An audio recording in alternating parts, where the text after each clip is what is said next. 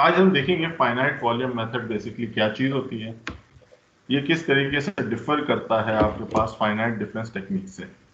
ठीक है, रिकॉर्डिंग मेरे ख्याल में रिकॉर्डिंग रिकॉर्डिंग स्टार्ट हो गई। ठीक है, फाइनाइट डिफरेंस टेक्निक, अगर हम न्यूमेरिकल डिफरेंशिएशन टेक्निक्स के ऊपर जाए, डिस्क्रिटाइजेशन अप्रोच पे, तो हमारे पास CFD फ्लूइड फ्लो के अंदर हम दो तरीके की अप्रोच इस्तेमाल करते हैं। एक आपके पास फाइनाइट वॉल्यूम और एक आपके पास finite difference technique. Finite difference technique को हमने देखा था कि आपके पास node to node differentiation which can be इधर फॉरवर्ड, बैकवर्ड, सेंट्रल डिफरेंसिंग, उसमें आपके पास सेकेंड ऑर्डर डिफरेंशिएशन टेक्निक होती है। और हमने ये भी चीज ऑब्जर्व की थी कि आप अगर degree of higher order truncation error आप बढ़ाते जाएं, ठीक है, ऑर्डर ऑफ एक्यूरेसी आपका बढ़ता जाएगा, लेकिन उससे आपके पास क्या आता जाएगा कि हमारे पास कंप्यूटेशनल टाइम बढ़ता जाएगा। लेकिन CFD हम देख तो रहे हैं, बेसिकली मैं सब्जेक्ट को अप्लाइड CFD का नाम देना चाहूंगा कि हम एप्लीकेशन साइड पे ज्यादातर तवज्जो देते हैं। CFD इस्तेमाल कहाँ होती है?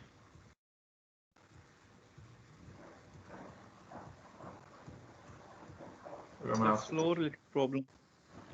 सॉरी सर, फ्लूइड के वो प्रॉब्लम्स, फ्लो रिलेटेड प्रॉब्लम्स, या एक आपके पास होता है एनालिटिकल फ्लूइड डायनामिक्स, एक आपके पास होता है EFD, एक्सपेरिमेंटल फ्लूइड डायनामिक्स। क्या फर्क क्या होता है analytical fluid dynamics, computational fluid dynamics और एक्सपेरिमेंटल फ्लूइड डायनामिक्स? इसमें अगर मैं आपसे फर्क महसूस सर एनालिटिकल में हम इक्वेशंस यूज करके उसको मैनुअली सॉल्व करने की आई गेस कोशिश करेंगे कि उससे हम फ्लूइड का बिहेवियर इंटरप्रेट कर लें। कंप्यूटेशनल में हम सॉफ्टवेयर्स की मदद से उसका जो है वो बिहेवियर स्टडी करेंगे, और एक्सपेरिमेंटल में हम उसको जो प्रॉपर किसी एपरेटस के थ्रू एक्सपेरिमेंट करके वहाँ पे हम उसका जो बिहेवियर है वो स्टडी करने की कोशिश करेंगे। खासा बेहतर जवाब। लेकिन इसमें मैं आपसे एक चीज पूछूं, न्यूमेरिकल टेक्निक और एनालिटिकल टेक्निक में फर्क क्या होता है? सर एनालिटिकल टेक्निक्स बेस करती हैं बेसिक लॉज पे, जिस तरह न्यूटन्स के लॉज हैं और बाकी हुक्स लॉ वगैरह उनसे डेराइव की हुई होती हैं। और जो दूसरी CFD है वो न्यूमेरिकल टेक्निक्स होती हैं, वो इन्फिनिटेसिमल एलिमेंट्स लेके उनके ऊपर वही लॉज अप्लाई होते हैं, उनसे जो वैल्यूज़ निकलती हैं वो हम इस तरह एक चेन की फॉर्म में यूज़ करते हैं। थोड़ा कंफ्यूज कर गया। हमारे पास जो फिजिक्स होती है उसकी बुनियाद पे आपके पास गवर्निंग इक्वेशंस होती हैं, ठीक है। अगर मैं one dimension compressible fluid flow analysis देख रहा हूं किसी कन्वर्जिंग डाइवर्जिंग नोजल के अंदर, ठीक है, और मैं चाहता हूं इसके एग्जिट के ऊपर मुझे सुपरसोनिक वेलोसिटी मिले, मेरे पास जो इस फ्लो को गवर्न कर रही होंगी इक्वेशंस वो कौन सी होंगी?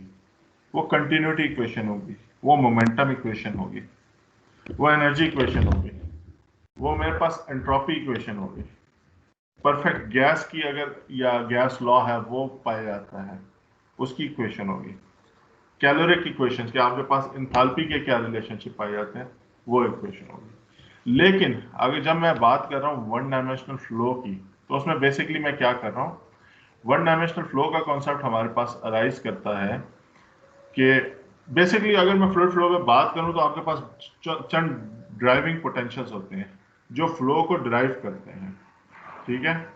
उसमें से ड्राइविंग पोटेंशियल कौन कौन से हो सकते हैं? मैं वर्क, उसकी चेंज इन वर्क करूं उस बॉडी के अंदर, मैं उसके अंदर हीट की चेंज लाऊं, मैं उसके अंदर फ्रिक्शनल चेंज लाऊं, या फिर मैं उसके अंदर एरिया चेंज लेके आऊं। अब से अगर मेरे पास नोजल का प्रॉब्लम है तो उसमें मैं ग्रेजुअली इतना एरिया चेंज लेके आऊं कि ये प्रॉब्लम वन डायमेंशनल बनता जाए, कि मैं इस क्रॉस सेक्शन के ऊपर जो भी प्रॉपर्टीज देखूं, टेम्परेचर, डेंसिटी, प्रेशर, उनको स्टडी करना चाहूं तो वो इस पूरे के पूरे क्रॉस सेक्शन में सेम रह जाए। यहाँ पे आपके पास एनालिटिकल फ्लूइड डायनामिक्स आ जाती है कि मेरे पास मैंने अपने प्रॉब्लम को इतना सिंप्लीफाई कर दिया, वन डायमेंशनल प्रॉब्लम में स्टडी स्टेट की तरफ ले गया, मैंने इतना सिंप्लीफाई कर दिया प्रॉब्लम को, उसकी बाउंड्री कंडीशंस ये अप्लाई कर दी। इसके अलावा मेरे पास इसमें ये जो तीन इक्वेशंस हैं, एनर्जी, मोमेंटम और कंटिन्यूटी, इनके अलावा मेरे पास और भी गवर्निंग इक्वेशंस आ गई हैं, गैस लॉ की इक्वेशन आ गई है, मुख्तलिफ और इक्वेशंस आ गई हैं, ठीक है, जिसकी वजह से मैं इस प्रॉब्लम को एनालिटिकली सॉल्व कर सकता हूँ और एक तरीके से एग्जैक्ट सोल्यूशन फाइंड कर सकता हूँ। लेकिन जब मेरे पास प्रॉब्लम इस किस्म का राइज हो जाए कि आपके पास नंबर ऑफ अननोन्स बढ़ते जा रहे हैं, मेरे पास 3 डायमेंशनल कम्प्लेक्स प्रॉब्लम हो चुका है और उस प्रॉब्लम को मैंने देखना है, या 2 डायमेंशनली कम्प्लेक्स मेरे पास ट्रांजिएंट प्रॉब्लम पाया जाता है इस तरीके का, उसमें मेरे पास नंबर ऑफ अननोन्स बढ़ गए हैं। अभी हम आगे चल के देखेंगे टर्बुलेंस जब आपके पास इंट्रोड्यूस होती है तो उसमें हमारे पास एक एडिशनल टर्म आ जाती है रेंस की, Reynolds average Navier Stokes equation.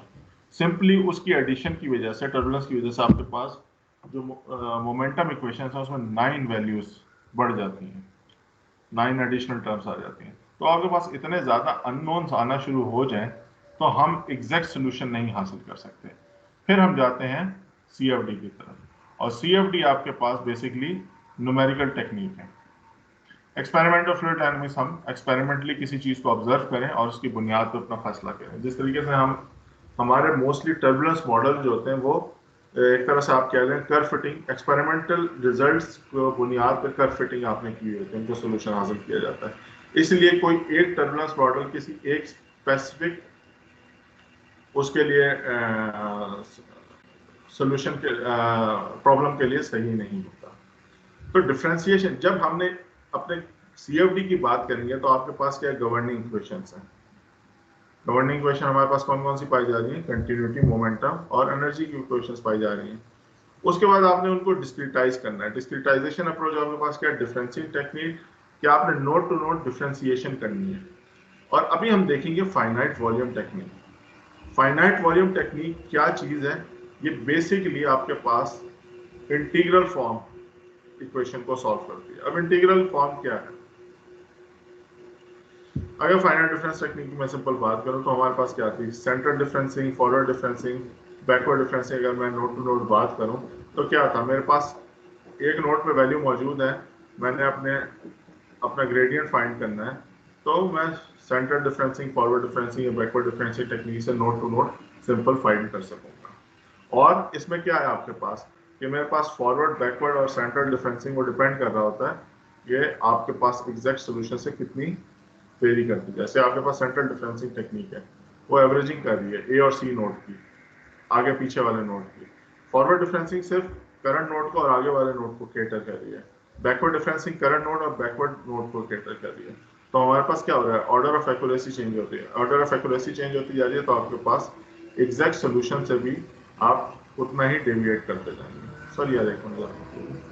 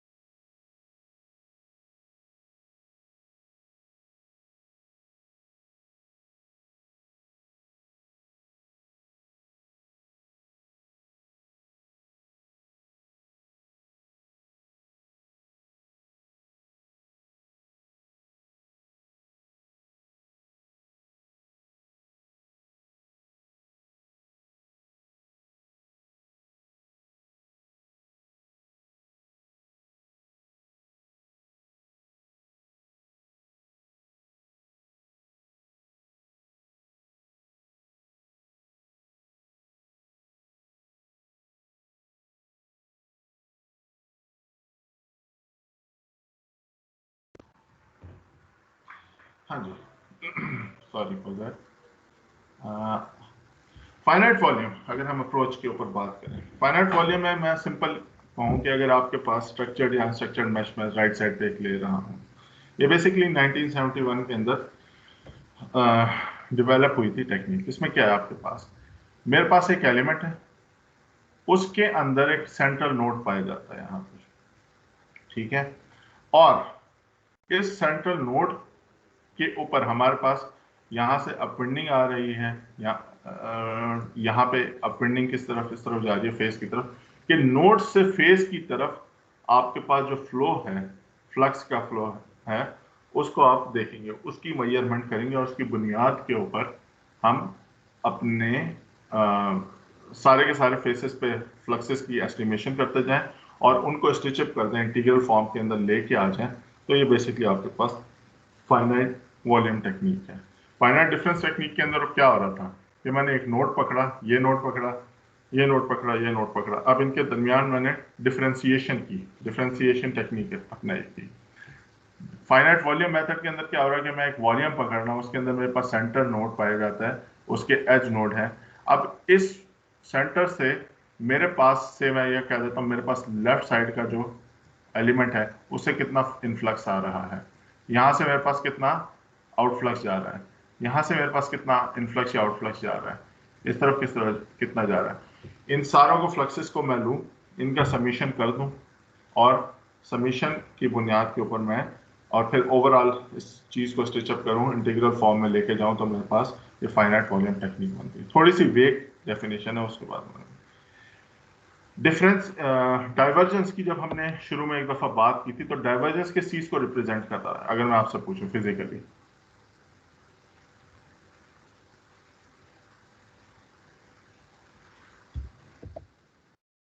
ये जो ये वैल्यू है,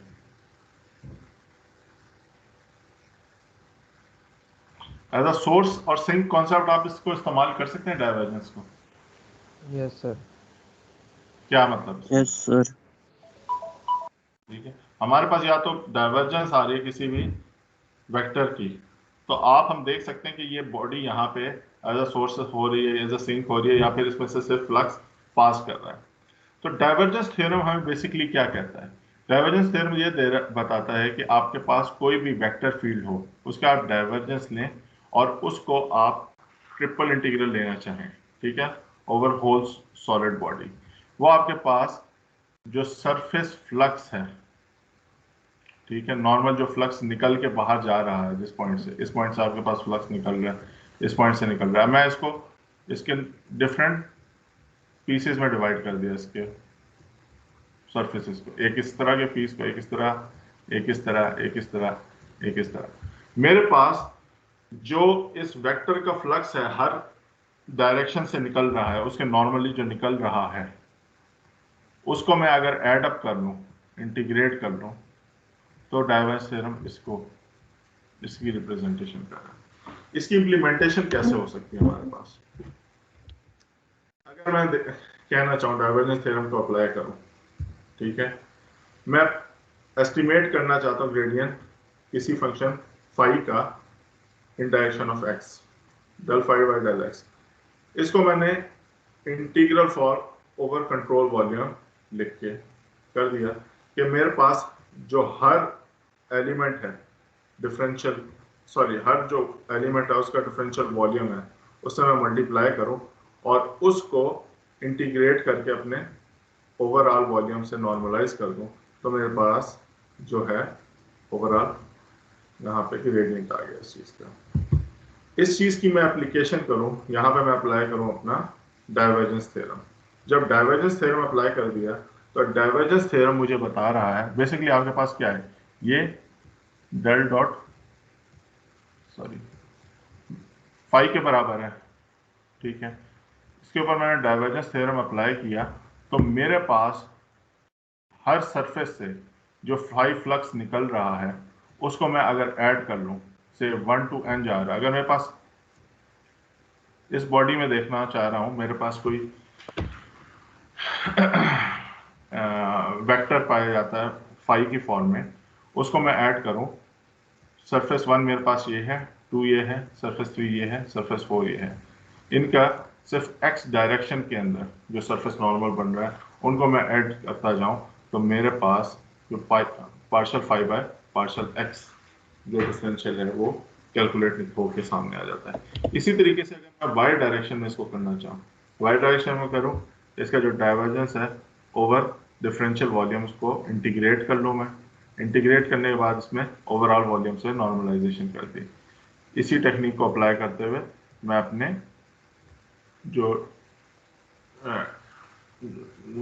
ग्रेडियंट है इन वाई डायरेक्शन उसको फाइंड कर सकता हूँ। सिंपल आपके पास क्या है, जो area normal in y direction है उसको कर सकता हूँ। अब इसका मुझे सबसे बड़ा फायदा क्या हो सकता है, इसका मुझे सबसे बड़ा फायदा ये हो सकता है, से मैं कह देता हूँ मेरे पास ये एरिया A2 पाया जाता है। इसके मेरे पास 2 कंपोनेंट हैं, एक आपके पास x कंपोनेंट होगा और एक मेरे पास हो जाएगा y कंपोनेंट हो जाएगा। y कंपोनेंट जो है वो इधर इफेक्ट डाल रहा होगा और जो x कंपोनेंट है वो इसके ऊपर इफेक्ट डाल रहा होगा। इसकी वजह से क्या हो सकता है, मैं अपना अनस्ट्रक्चर्ड मैश जो है फाइनाइट वॉल्यूम डिस्क्रिटाइजेशन में वो इजीली यूज कर सकता हूँ। फाइनाइट डिफरेंस के अंदर आपके पास सबसे बड़ा प्रॉब्लम ये आता है कि आपको जरूरत पड़ जाती है स्ट्रक्चर्ड मैश की। अगर स्ट्रक्चर्ड मैश आपके पास नहीं है तो फिर आपको अपना मैश को ट्रांसलेट करना होता है। वो ट्रांसलेशन टेक्निक्स होती है हमारे पास, उसको आप ट्रांसलेट करते हैं स्ट्रक्चर्ड ग्रिड के अंदर मैथमेटिकली, अपनी इवेल्युएट करते हैं, फिर अपने मैट्रिक्स को दोबारा ट्रांसफॉर्म बैक करते हैं उस अनस्ट्रक्चर्ड ग्रिड के, जिसकी वजह से क्या हो जाता है आपके पास इरिवर्सिबिलिटीज आती हैं सोल्यूशन के अंदर और आपका सोल्यूशन एक्यूरेट कम से कम होता जाता है। इसके अलावा बार बार ट्रांसलेशन की वजह से क्या होता है, इंफॉर्मेशन तो आपकी लॉस हो ही रही है, आपका कंप्यूटेशनल टाइम भी इंक्रीज करता है।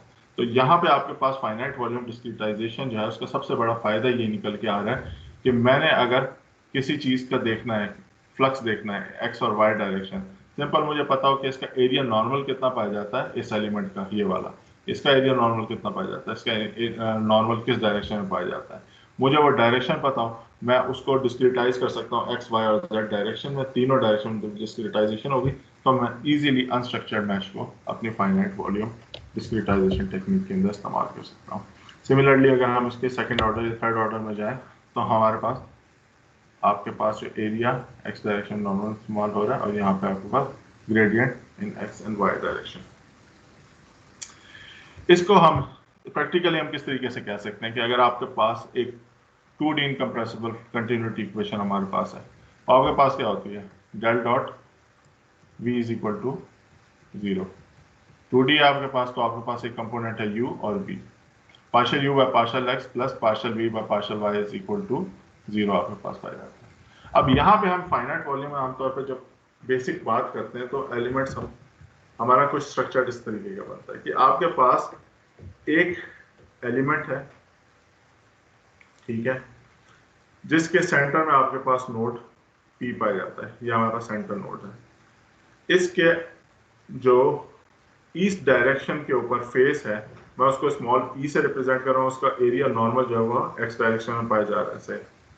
इसी तरीके से मेरे पास जो वेस्ट डायरेक्शन में जो फेस है उसको मैं स्मॉल w से रिप्रेजेंट कर रहा हूँ, उसका एरिया नॉर्मल जो है वो नेगेटिव एक्स डायरेक्शन के अंदर पाया जाता है। इसी तरीके से नॉर्थ और साउथ डायरेक्शन के अंदर हमारे पास जो एरिया नॉर्मल है वो वाई डायरेक्शन प्लस वाई और नेगेटिव वाई डायरेक्शन में रिप्रेजेंट करते हैं। इस जो P है, इसका जो east direction neighbouring centre node है वो कैपिटल E से रिप्रेजेंट हो रहा है। W आपके पास जो है वो sorry west direction capital W से, नॉर्थ डायरेक्शन N से, कैपिटल N से, और साउथ डायरेक्शन में कैपिटल S से रिप्रेजेंट हो रहा है। डिस्क्रिटाइज आपने किया हुआ है डेल्टा y और डेल्टा x की फॉर्म में। अगर मैं आप कहना चाहूँ कि मेरे पास जो discretize form using finite volume method निकल के क्या सामने आएगी, देखें अगर मेरे पास डिफरेंशियल टेक्निक होती है तो मैं इन नोड टू नोड बात कर रहा था। अब मेरे पास क्या आ रहा है, मेरे पास पॉइंट P है, उसके ऊपर उसके लिहाज से मेरे पास इन फेसेस के ऊपर मैंने फ्लक्स की एस्टिमेशन करते जाना है, क्या एस्टिमेशन होगा।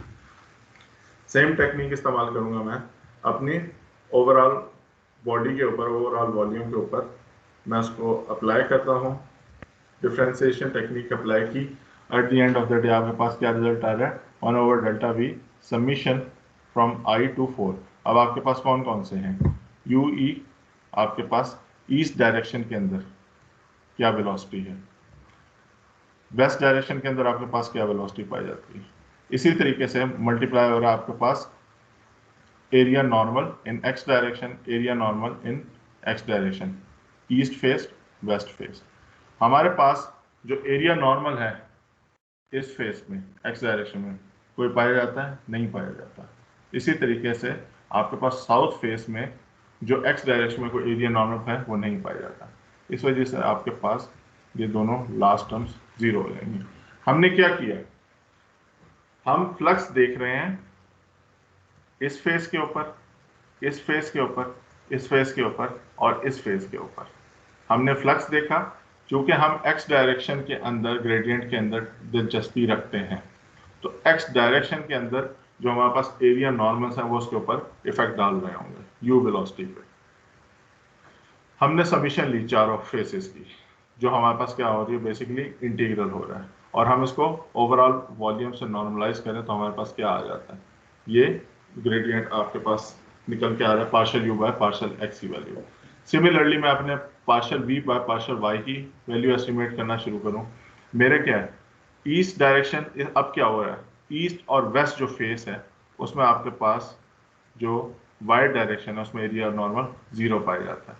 सिर्फ आपके पास जो नॉर्थ और साउथ फेस है उनके अंदर एरिया नॉर्मल्स पाए जाते हैं। चूंकि साउथ डायरेक्शन में जो एरिया नॉर्मल है वो नेगेटिव वाई की तरफ रिप्रेजेंटेशन आ रही है, तो इस वजह से यहाँ पे नेगेटिव क्यों साइन आ जाता है। ये चीज़ अब निकल के सामने आ गई। ये दोनों चीज़ें मैं अपने इक्वेशन के अंदर प्लग इन करूँ। इक्वेशन के अंदर प्लग इन करने के अलावा मैं अब कह देता हूँ, आप लोगों से मैंने एक चीज़ कही थी कि वहाँ पे हम जब सिंपलेक्स मेथड होता है उसके नीचे आप देखेंगे अपविंडिंग स्कीम होती है। अपविंडिंग स्कीम बेसिकली क्या है, अपविंडिंग स्कीम का मकसद ये है कि मैंने अब इस फेस के ऊपर वैल्यूज को फाइंड करना है कि मेरे पास ईस्ट फेस के ऊपर वेलोसिटी कितनी है UE, मेरे पास वेस्ट फेस के ऊपर वेलोसिटी कितनी पाई जाती है, मेरे पास नॉर्थ फेस के ऊपर कितनी वेलोसिटी पाई जाती है, और मेरे पास साउथ फेस के ऊपर कितनी वेलोसिटी पाई जाती है। अगर मैं कह देता हूं कि मैं अपविंडिंग स्कीम इस्तेमाल कर रहा हूं, अपविंडिंग स्कीम का मतलब क्या है कि मेरे पास अगर फ्लो मैं अज्यूम कर रहा हूं from this direction to this direction जा रहा है वन डायमेंशनल में, तो मेरे पास जो नोड W है उसकी सारी वैल्यू ट्रांसलेट होके फेस W के ऊपर चली जाएगी। नोड P की जो सारी वैल्यू है वो ट्रांसलेट होके इसके बाद ईस्ट फेस के ऊपर चली जाएगी। अगर मैं सेकंड ऑर्डर की तरफ जाऊँ, एवरेजिंग करना चाहूँ, जैसे मैं अभी एवरेजिंग कर रहा हूँ, मैं कहता हूँ कि मेरे पास जो फेस ईस्ट है उस पर वेलोसिटी जो है वो एवरेज है UP आपके पास प्लस UE डिवाइड बाई 2। इसी तरीके से आपके पास वेस्ट फेस जो है हमारे पास उसकी क्या है पॉइंट P, और जो वेस्ट नोड है उसकी एवरेज आउट कर दिया जाए। इसी तरीके से नॉर्थ और साउथ फेस, इनको मैं जब ऐड करूँगा, ये सारी वैल्यू प्लग इन करें, हमारे पास जो final form of the equation है वो ये निकल के सामने आ रही है फाइनाइट वॉल्यूम टेक्निक से। ये बेसिकली आप देखेंगे हमारे पास एक तरह से फाइनाइट डिफरेंस टेक्निक के करीब आ जाती है चीज़, लेकिन जहाँ पे आपके पास अक्सर फर्क आता है वो अपविंडिंग स्कीम का आता है कि हम किस किस्म की अपविंडिंग स्कीम इस्तेमाल कर रहे हैं। उसमें यही आ जाता है आपके पास क्विक स्कीम आ जाती है, सेकंड ऑर्डर अपविंडिंग स्कीम आ जाती है, पावर लॉ स्कीम्स आ जाती हैं। इन स्कीम को हम बाद में ट्राई करेंगे।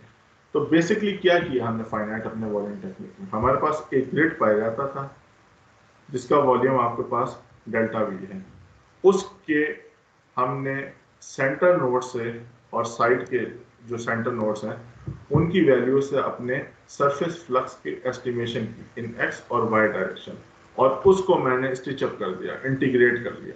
अब उससे क्या होगा, मेरे पास इन्फ्लुएंस आ रहा है इस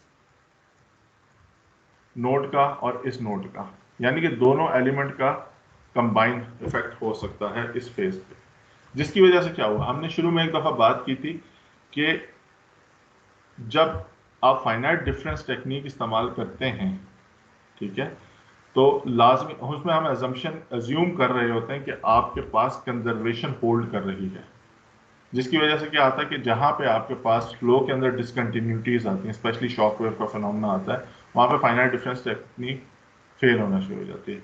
जब आप फाइनाइट वॉल्यूम टेक्निक की बात कर रहे हैं, आप बॉडी के ऊपर फुल इंटीग्रेशन कर रहे हैं, आप कंजर्वेशन लॉ होल्ड करवा रहे हैं बाय फोर्स, जिसकी वजह से क्या हो रहा है, फ्लो के अंदर जो डिसकंटिन्यूटीज हैं वो फाइनाइट वॉल्यूम टेक्निक उनको बेहतरली कैप्चर कर सकती है।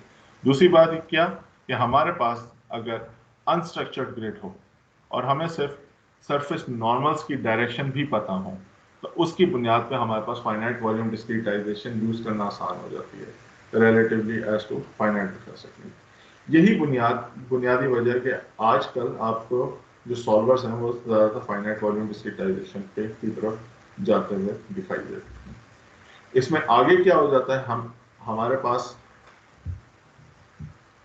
अगर मैं फ्लो चार्ट के ऊपर बात करूं, हमारे पास फाइनाइट डिफरेंस टेक्निक है, फाइनाइट वॉल्यूम, उसकी बेसिक इक्वेशन की डेरिवेशन की आपने, डिफरेंशिएशन इक्वेशन करनी है फाइनाइट वॉल्यूम, उसके बाद हमने न्यूमेरिकल मेथड कौन सा अप्लाई करना है।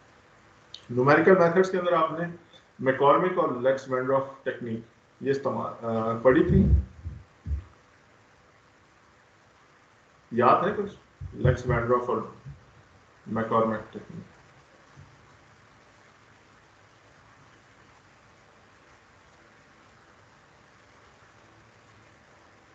सर इसी कोर्स में कह रहे हैं?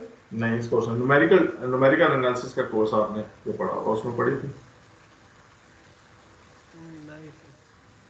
नहीं। चलिए फिर इंशाल्लाह एक लेक्चर जो है मैं लेक्स वेंड्रॉफ और इस टेक्निक के ऊपर भी करूँगा, आपको करवाएंगे। तो ये बेसिकली एक छोटा सा इंट्रोडक्शन था। फाइनाइट वॉल्यूम जो है हमारे पास कोर्स के अंदर उसकी कोई वो नहीं थी, कोर्स आउटलाइन अगर आप जाके देखें तो उसमें फाइनाइट वॉल्यूम की मैथमेटिकली इस तरह डिस्कस करने की कुछ नहीं है। सिर्फ मेरा थोड़ा सा मकसद ये था कि आपको समझ आ जाए कि बेसिक फर्क क्या होता है आपके पास फाइनाइट डिफरेंस और फाइनाइट, और हम क्यों प्रेफर कर रहे हैं आज के फाइनाइट वॉल्यूम मेथड को। फ्लुएंट के अंदर आप जब जाएंगे तो आप फाइनाइट वॉल्यूम टेक्निक के थ्रू उसकी करते जा रहे होंगे। तीसरी कौन सी टेक्निक होती है? एक और भी टेक्निक होती है,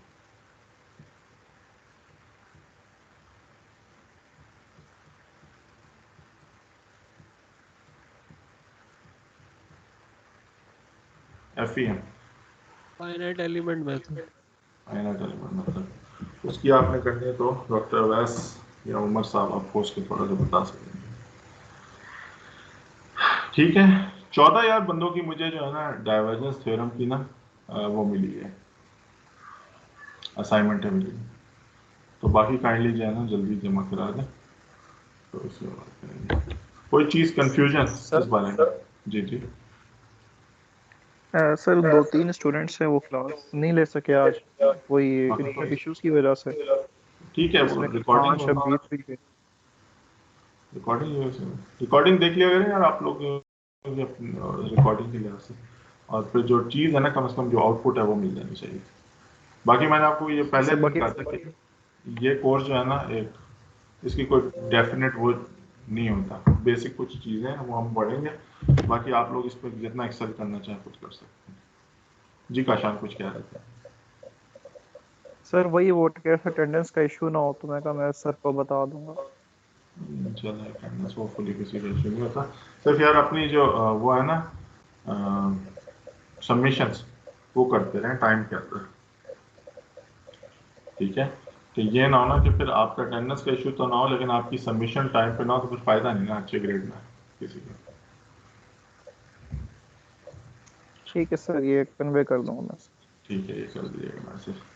बाकी नेक्स्ट वीक हम एक ये लेक्स वेंड्रॉफ मैकॉर्मिक टेक्निक और थोड़ा सा टर्बुलेंस को देखेंगे।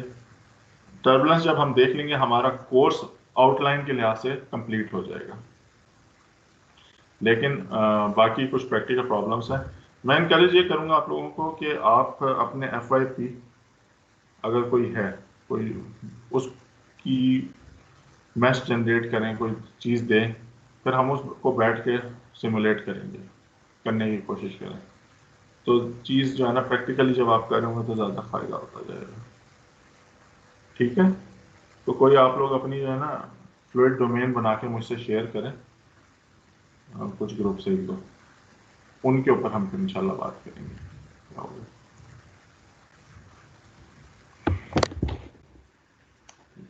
अच्छा, आप लोगों से मैंने उसकी बात की थी प्रोजेक्ट की, CFD के, नो सर, अभी नहीं की थी। यार कोई CFD का ना आप दो का ग्रुप बना लें और कोई एनालिसिस का, बेसिक एनालिसिस का प्रोजेक्ट हो जाए तो वो प्रपोज कर दें मुझे, बेशक आपके FYP से रिलेटेड ही हो, मुझे इसको कोई गर्ज नहीं। ठीक है, उसका एक बेस वो पार्ट हो, सब पार्ट हो। FYP से रिलेटेड अगर आप नहीं करना चाहते कोई भी हो, उसका एक छोटा सा पार्ट एनालिसिस आपने करके मुझे उसकी ना वो जमा करानी होगी, रिपोर्ट जमा करानी होगी, ताकि वो एवेल्यूएशन के अंदर आ जाए। सही है सर। चले यार, एनीथिंग एल्स, कोई और मसला वगैरह? रमजान सर ये कौन बुक फॉलो कर रहे हैं? सॉरी, कौन सा चैप्टर से फॉलो कर रहे हैं बुक से? ये वाला यार, ये जो फाइनाइट वॉल्यूम का था ना, ये आप वर्स्टीक की बुक पे जाइए देखिएगा। ठीक है, intro to computational fluid dynamics finite volume method, ये मैंने आप लोगों से बुक शेयर की हुई है, ये जरा उस बुक से देखिएगा फाइनाइट वॉल्यूम का।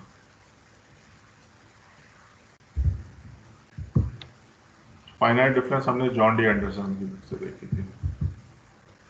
चलिए फिर, अगर किसी का कोई, अच्छा मेरा आपसे सवाल सिर्फ एक ये था कि रमजान में टाइमिंग आप लोगों की क्या लिहाज से क्या सही है? 11 o'clock ट्यूसडे वेडनेसडे ठीक है ना, पहला जो हमारे पास चल रहा था? किसी किसी यस सब्जेक्ट से सर। क्लैश तो नहीं आना शुरू हुआ ना, और revise time table? No sir sir, जी बस 2 वही बजे एक के बाद 11 नहीं हो है और जाता एक सर? 11। सॉरी यार, 2 बजे के बाद में थोड़ा सा मुश्किल हो जाता है मेरे लिए ना, क्योंकि ग्रेजुएट की क्लासेस हैं, अभी मैंने ग्रेजुएट की क्लास है।